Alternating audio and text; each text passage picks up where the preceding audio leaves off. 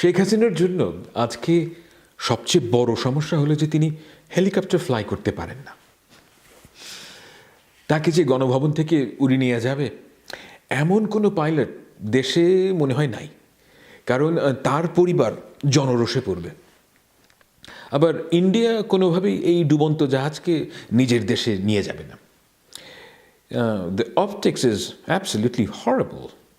চিন্তা করেন তো, ওই যে ইন্ডিয়ান এয়ারফোর্সের একটা হেলিকপ্টার শেখ হাসিনাকে তুলে নিয়ে যাচ্ছে, ইন্ডিয়ার ভেতরে এই ঘটনা কীভাবে দেখা হবে? Absolute disaster. এই ভুল ইন্ডিয়া কোনোভাবেই করবে না, অ্যাটলিস্ট আমি মনে করি এটা হওয়ার কথা না। ইনফ্যাক্ট কোনো ডেমোক্রেটিক কান্ট্রি হাসিনাকে হোস্ট করবে না, কারণ হাসিনাকে জায়গা দেওয়ার মানে হলো একটা রেভলিউশনকে আমদানি করা বিনা কারণে। যেই দেশেই তাকে নিয়ে যান একটা হিউজ গ্যাঞ্জাম সৃষ্টি হবে। এই কাজটা কেউই করবে না। দেখেন, এটা একটা সার্থক রেভলিউশন হতে চলেছে এবং পৃথিবীর সব দেশের ছাত্ররা এই ঘটনা থেকে অনুপ্রেরণা নেবে।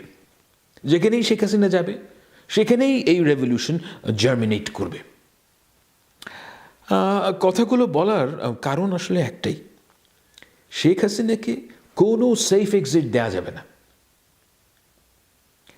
ইন্টারিম গভর্নমেন্ট যদি তাকে পালাতে দেয় সর্বনাশ হয়ে যাবে। দেখেন, যে কোনো আন্দোলনের প্রাণ ভোমরা হলো তার moral high ground. You never compromise with the principles. এই আন্দোলনের মূল ভিত্তি হলো ন্যায় বিচার, যার একমাত্র সফল পরিণতি হলো হাসিনা এবং তার সাঙ্গপাঙ্গ যারা গণহত্যা করেছে তাদের বিচার। এখন ওই নুনুভাঙ্গা গ্রামের ছাত্রলীগ আন্তর্জাতিক সম্পাদকের বিচার করলে রুল অফ ল প্রতিষ্ঠিত হয় না, শেখ হাসিনার বিচার করতে হবে। ইয়েস, এই অবৈধ সরকারের পতন আমাদের লক্ষ্য না, বাই প্রোডাক্ট। আমাদের লক্ষ্য হলো গণহত্যার বিচার। আমরা প্রতিশোধ চাই না, সিভিলাইজড ওয়েতে বিচার চাই।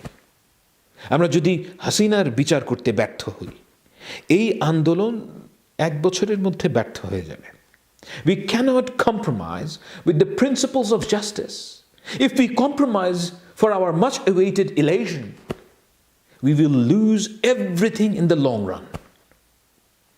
সব জায়গা থেকে শোনা যাচ্ছে যে টক অফ দ্য কান্ট্রি, সেটা হলো যে কোনো ধরনের ইন্টারিম গভর্নমেন্ট।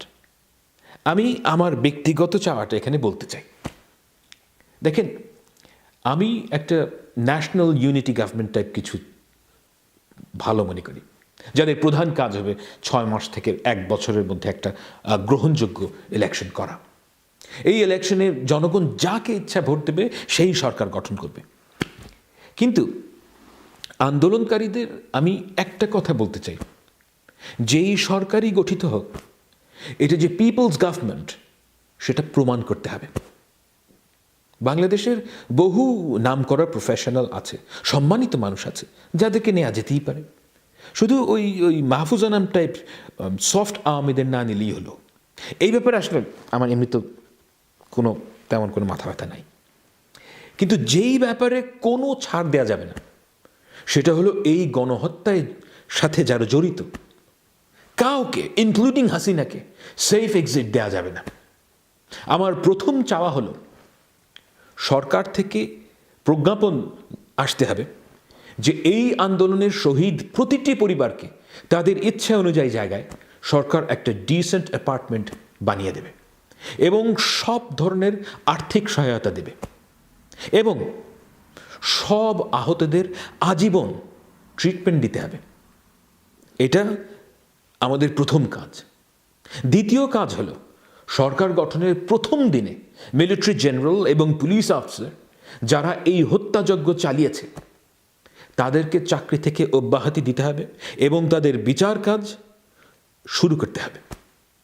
পুলিশ ও মিলিটারি যে এই ব্যাপারে সিরিয়াস তার প্রমাণ না দিলে কোনোভাবেই আপনারা আন্দোলন থামাবেন না। দেখেন, শেখ হাসিনা পুরো মিলিটারিকে একটা দানবীয় প্রতিষ্ঠানে পরিণত করেছে। জেনারেল জিয়ার কথা চিন্তা করেন, he is a monster with a uniform. কত লোককে যে সে খুন করেছে এর কোনো হিসাব কারো কাছে নেই।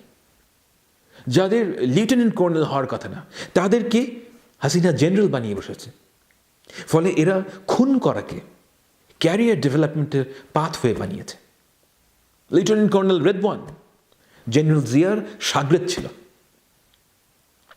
আজিজের মতো একটা চোরকে তিনি আর্মি চিফ বানিয়েছেন।